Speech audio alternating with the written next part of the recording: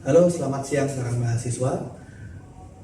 Kita kembali di perkuliahan analisis real 2. Untuk perkuliahan di minggu yang ke-10 ini, saya akan kembali menyampaikan materi menggunakan video. Minggu lalu kita sudah mempelajari mengenai pengertian dari fungsi kontinu dan bagaimana pembuktian sifat kontinuan dari kombinasi fungsi kontinu, seperti penjumlahannya, pengurangannya, perkalian, pembagian, dan juga komposisi fungsi. Kita juga sudah melihat bagaimana definisi epsilon delta untuk fungsi kontinu dan bagaimana perbedaannya dengan limit. Nah, sekarang kita akan masuk ke beberapa teorema-teorema yang cukup penting mengenai fungsi kontinu, terutama mengenai sifat terbatasnya dan juga bagaimana sifat fungsi kontinu pada suatu interval.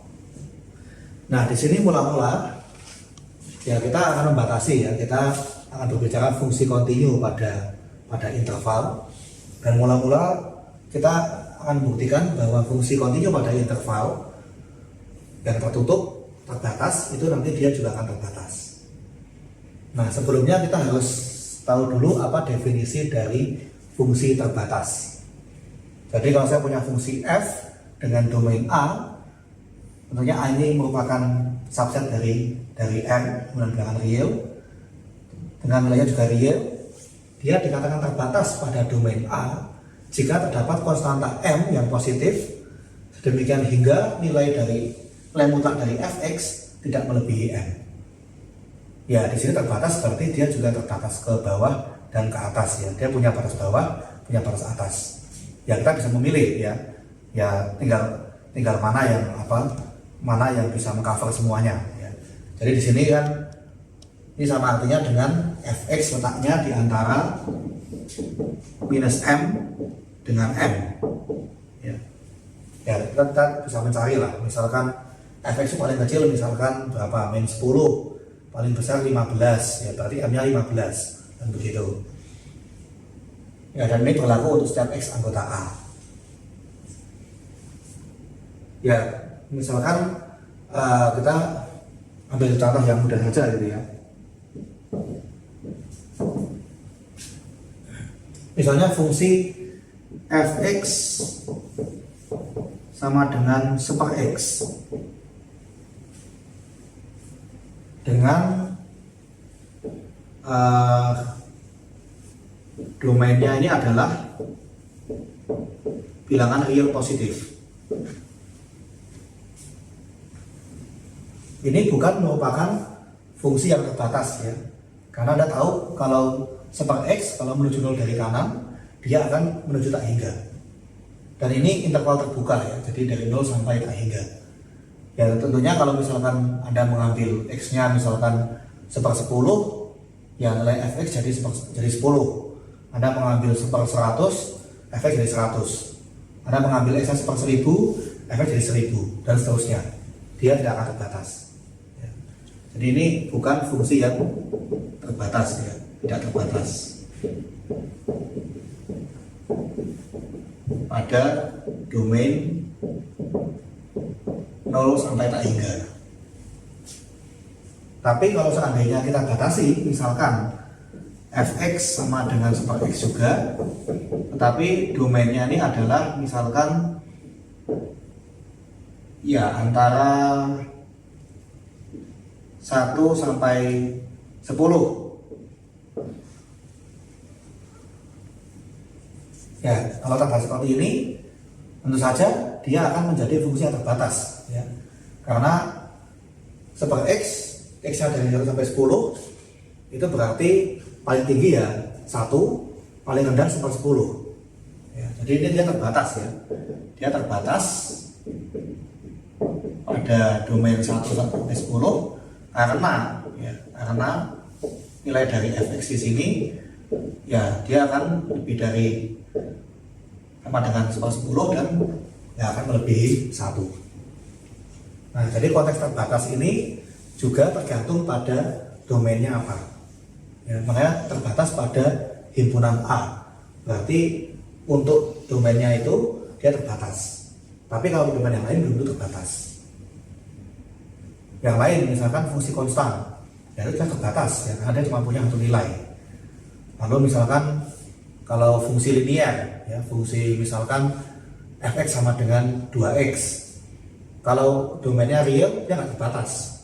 Tapi kalau domainnya ada batasi, misalkan dari 0 sampai 5, ya dia terbatas jadinya. Nah, jadi di sini konteks terbatasnya suatu fungsi itu juga tergantung pada domainnya. Makanya di sini dikatakan fungsi terbatas pada himpunan A. Nah, kali ini kita akan melihat bagaimana kalau kita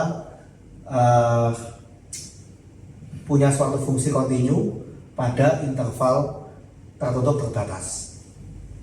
Ya, di sini kita lihat ya, kalau fx sama dengan super x, ini kalau domainnya 0 sampai tak hingga, ini nggak terbatas dan nggak tertutup, karena dia menjadi nggak terbatas.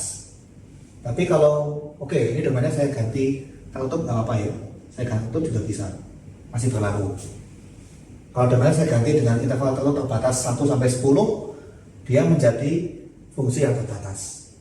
Nah, berarti di sini ada satu dugaan. Kalau fungsi itu definisinya pada interval yang tertutup terbatas dan dia kontinu, maka mungkin dia akan terbatas. Nah, inilah yang kemudian memunculkan teorema sifat terbatas dari fungsi kontinu pada interval yang juga tertutup dan terbatas. Jadi di sini kita batasi domainnya itu adalah interval yang tertutup dan terbatas, I sama dengan interval AB. Ya. Oke. Ya, jadi ini interval tertutup AB ya. Ini berarti maknanya apa? Berarti I ini adalah himpunan semua bilangan real X sedemikian hingga nilai X itu berada di antara A sampai B. Dan boleh sama. Kalau terbuka berarti dia tidak sama dengan batasnya. Ya, jadi kalau terbuka AB berarti dia nggak mencakup A dan B. Tapi kalau tertutup ya, bentuknya kotak ya, fungsiku ya, berarti A dan B-nya masuk. Nah, sekarang kalau saya punya interval tertutup batas I, interval AB, dan fungsi f dari I menuju bilangan real, jika f kontinu pada I, maka f terbatas pada I. Ya, di sini kontinu pada I artinya apa? Dia kontinu di setiap x anggota I. Ya, ini saya akan kembali. Kontinu pada I artinya dia kontinu di setiap x anggota I. Kita kemarin sudah melihat definisinya, kontinu di suatu titik dengan kontinu pada suatu himpunan. Kalau kontinu di suatu titik ya berarti hanya untuk satu buah titik itu saja, ya. Tapi kalau kontinu pada himpunan berarti dia kontinu di setiap x anggota himpunan tersebut. Nah, kita ingin membuktikan kalau f kontinu pada I, maka f akan terbatas pada I. Nah, untuk buktinya ya kita bisa menggunakan pengandaian ya, karena kalau kita membuktikan dia terbatas, itu artinya kita harus menentukan berapa batas atasnya, berapa batas bawahnya. Nah, ini nanti mungkin akan sedikit sulit untuk mendefinisikannya, sehingga kita menggunakan pengandaian. Jadi kita andaikan dia itu nggak terbatas. Lalu kita tunjukkan akan ada kontradiksi, sehingga yang benar adalah dia terbatas. Jadi kalau kita mau membuktikan itu, seandainya membuktikan P benar itu ada sedikit kesulitan, kita bisa menggunakan pengandaian ya, seandainya yang berlaku negasi P, lalu kita buktikan terjadi kontradiksi. Oke. Nah, sekarang ya kita andaikan F itu tidak terbatas.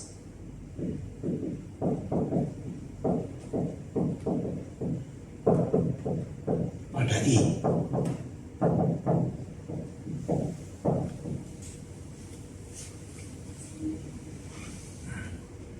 Nah, bagaimana kita mendefinisikan tidak terbatas? Berarti kan tidak ada M, sehingga mutlak fx selalu bersama dengan M.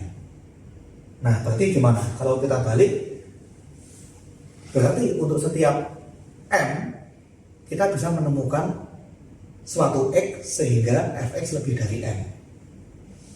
Ya, jadi gini ya, berarti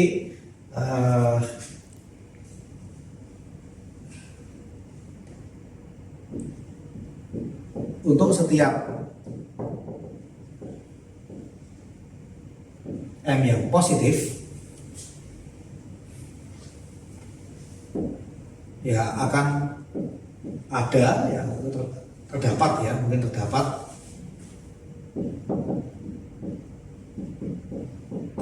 XM begitu, terdapat XM anggota dari I, sehingga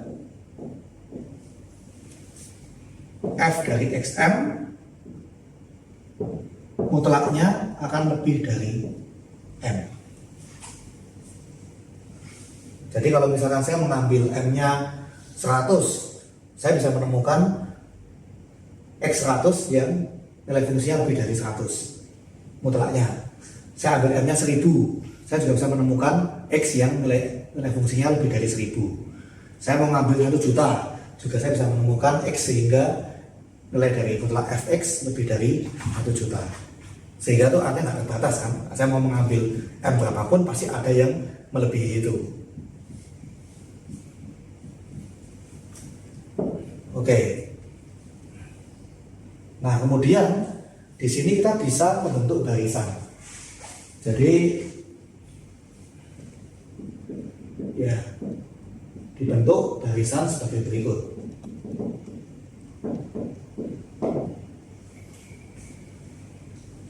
Jadi kalau untuk M sama dengan 1 gitu ya. Jadi nanti kita pilih X1 anggota dari interval I, sehingga mutlak Fx1 lebih dari 1. Kemudian kalau M-nya 2, kita bisa memilih X2 sehingga Fx2 lebih dari 2. Lalu untuk M sama dengan 3, kita bisa memilih X3 anggota I sehingga Fx3 lebih dari 3.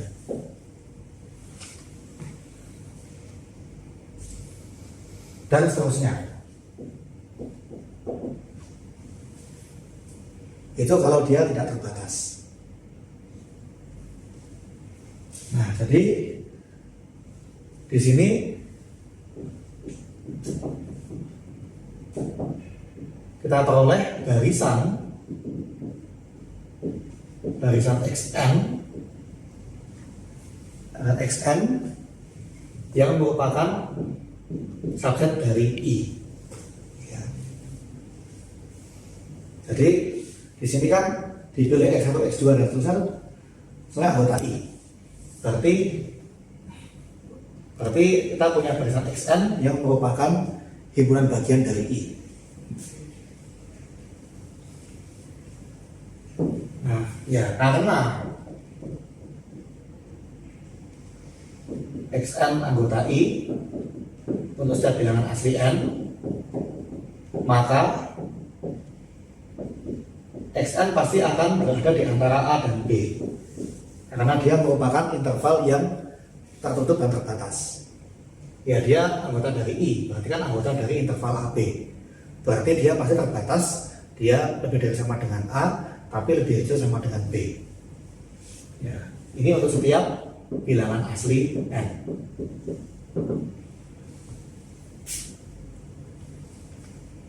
Nah, karena dia letaknya itu selalu di antara A dan B, di mana AB-nya di real tentunya, maka berarti Xn ini merupakan barisan yang terbatas. Ya. Ya. Jadi Xn barisan yang terbatas.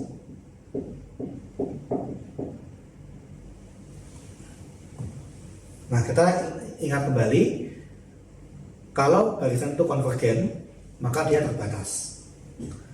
Tapi kalau terbatas, belum tentu dia konvergen. Seperti apa? Misalkan barisan yang satu pangkat n, itu terbatas tapi divergen, karena limitnya nggak tunggal. Nah, tapi kita juga punya apa? Teorema Bolzano-Weierstrass. Nah, sehingga mengatakan menurut teorema Bolzano-Weierstrass,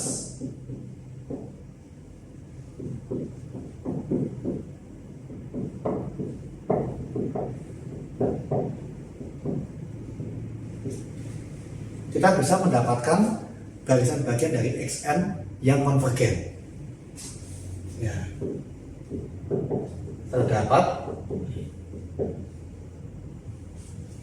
barisan XNK yang merupakan bagian dari Xn.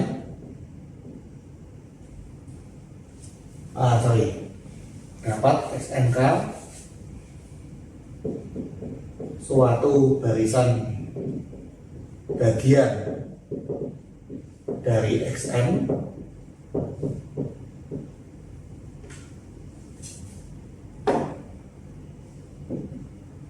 sebentar, saya simbolnya barisan.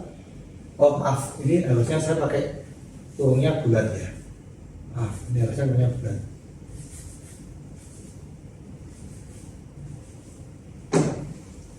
Kita sesuaikan dengan standar yang di buku teks.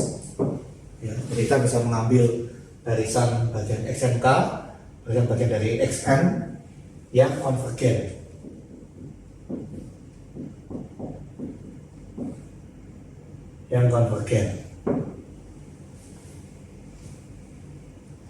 Jadi di sini saya ulang kembali ya, dari awal buktiannya. Kita mengandaikan dia tak terbatas, berarti kita bisa membentuk barisan X1, X2, X3 dan seterusnya, sehingga Fxn lebih dari n. Tapi karena barisan itu merupakan anggota-anggota dari I, maka berarti setiap Xn itu akan terletak pada interval A sampai B, sehingga Xn ini dia merupakan barisan terbatas. Kalau dia barisan terbatas, maka dia belum konvergen. Tetapi menurut teorema Bolzano-Weierstrass, kita bisa mendapatkan XNK suatu barisan bagiannya yang konvergen. Nah, lalu kita misalkan XNK ini konvergen ke X star.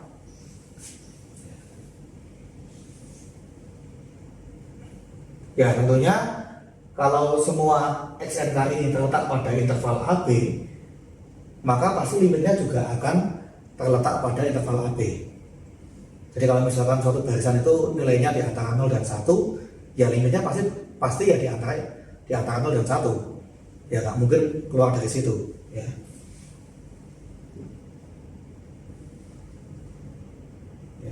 Ya, jadi mungkin menurut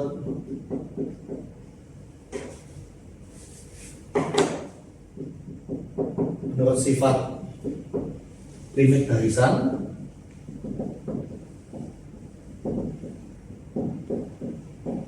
haruslah X star ini juga anggota dari I. Ya, karena mungkin sudah dijelaskan di analisis real 1.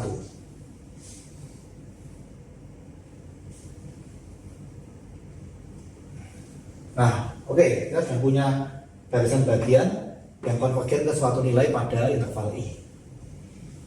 Nah, yang belum kita gunakan adalah sifat fungsi kontinunya. Yang belum kita gunakan adalah sifat fungsi kontinunya. Nah, kemarin bagaimana kalau ada fungsi kontinu? Kalau ada barisan di domainnya yang konvergen ke X, maka nilai dari fungsinya akan konvergen ke Fx. Itu kriteria sekuensial untuk fungsi kontinu. Nah, jadi di sini karena F ini fungsi kontinu dan barisan XNK konvergen ke X star, maka barisan F XNK juga akan konvergen ke Fx star.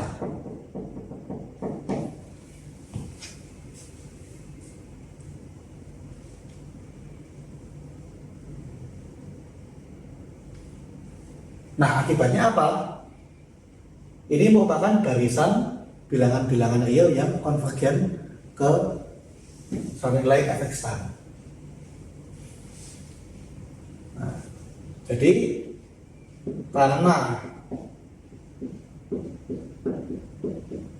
barisan Fxnk ini konvergen, maka barisan Fxnk ini terbatas.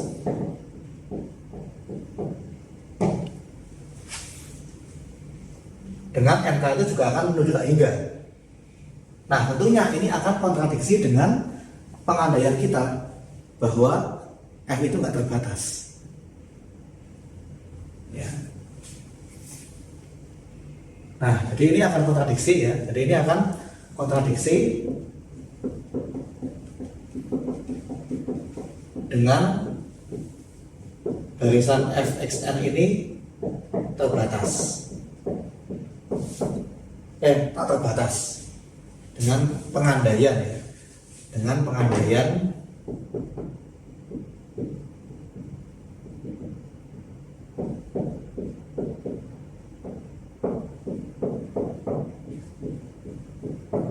bahwa dia tak terbatas.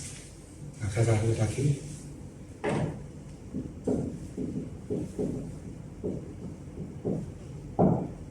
Ya.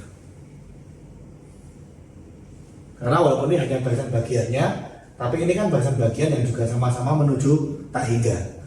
Jadi kan akan kontradiksi kalau yang barisan Fxnk ini terbatas, tapi yang barisan Fxn-nya tak terbatas. Ya. Jadi kita mendapatkan kontradiksi dari sifat fungsi kontinu, kita mendapatkan barisan Fxnk ini konvergen sehingga dia terbatas, padahal pengandaian awalnya adalah dia nggak terbatas. Ya.